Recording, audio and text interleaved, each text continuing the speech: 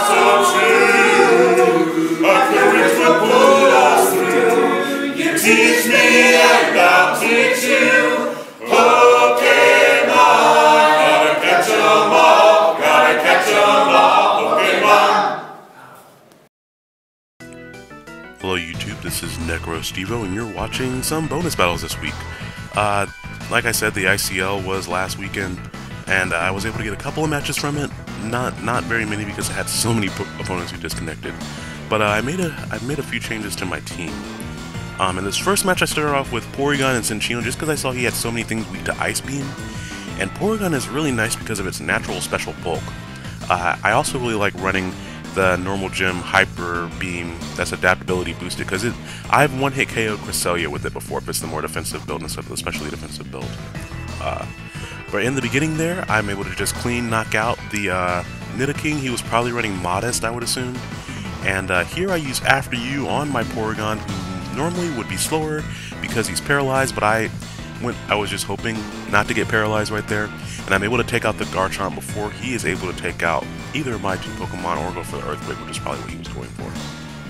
Now, Discharge is going to hit again. This time it is not Electric Gym boosted, so both of my Pokemon are going to be able to live it. I really just wanted to hit that Metagross out of the air from its air balloon so that I could hit it a little bit more easily. I think I had Golurk with me in this battle. And then of course, I'm able to hit the Rotom with Bullet Seed.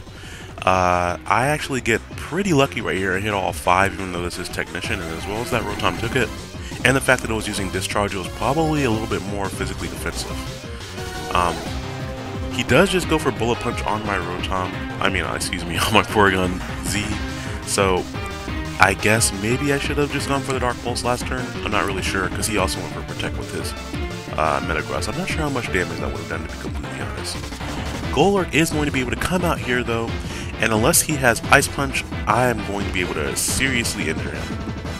I do go ahead and switch out into Cresselia, just because Cinccino can't really do anything to him with Bullet Seed. Now he goes for Meteor Mash, and to my dismay, he gets a critical hit, which definitely mattered.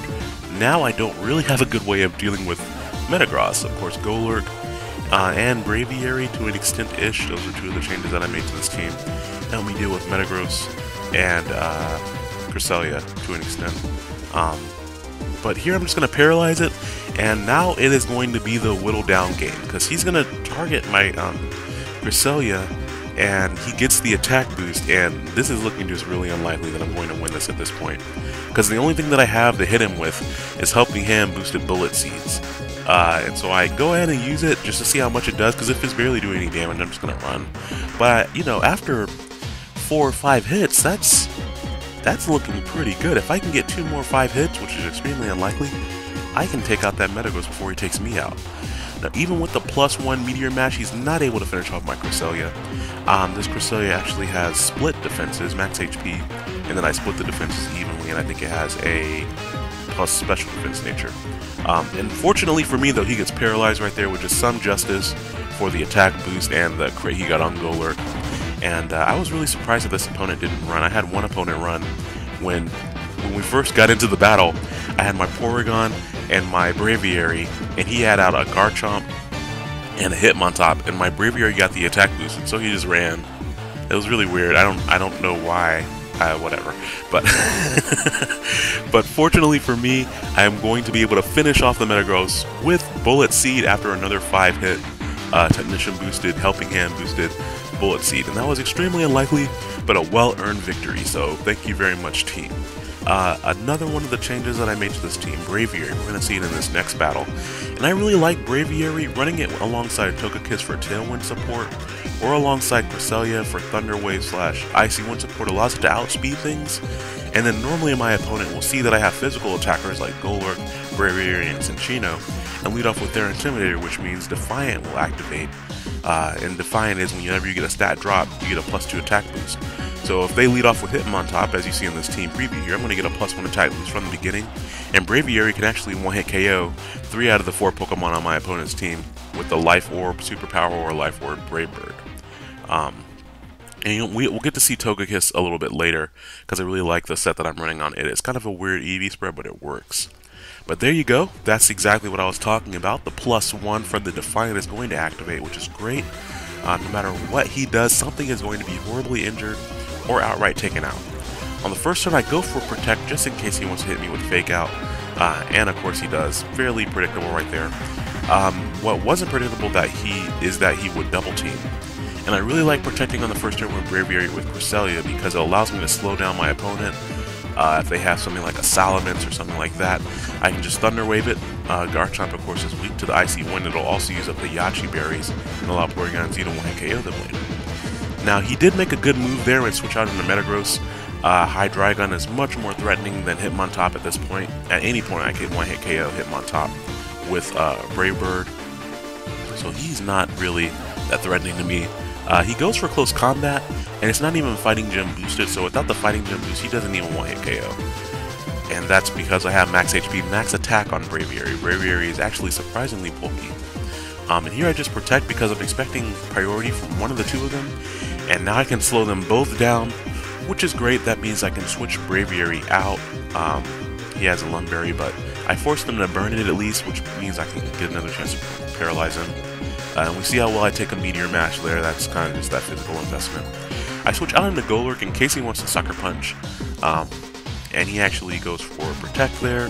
And he gets paralyzed. So that works out pretty well for me. I'm able to try to go for the T-Wave. The Sucker Punch doesn't work, of course, because I expect that from Hitmontop, and that means that I get to get a free substitute. I don't know. Whenever I run Hitmontop, I run Bullet Punch. Just because Sucker Punch is so predictable, and I'd rather run Sucker Punch on something that gets stabbed from it. But that's just me. For example, if you're running Sucker Punch against Latios, you probably are not going to kill it, and you still have to deal with wonderful things like Psychic and Draco Meteor. But anyways, though, a Helping Hand boosted Earthquake is going to go off right here. He tried to Sucker Punch my Cresselia. I'll admit that I didn't predict him to do that. I predicted him to just try to break my sub, but that worked out. Helping Hand means I dodged a Sucker Punch. Now I'm going to get a chance to use the wonderful Focus Punch. He Bullet Punches Cresselia. I really would have been focused more on trying to break my Golurk sub.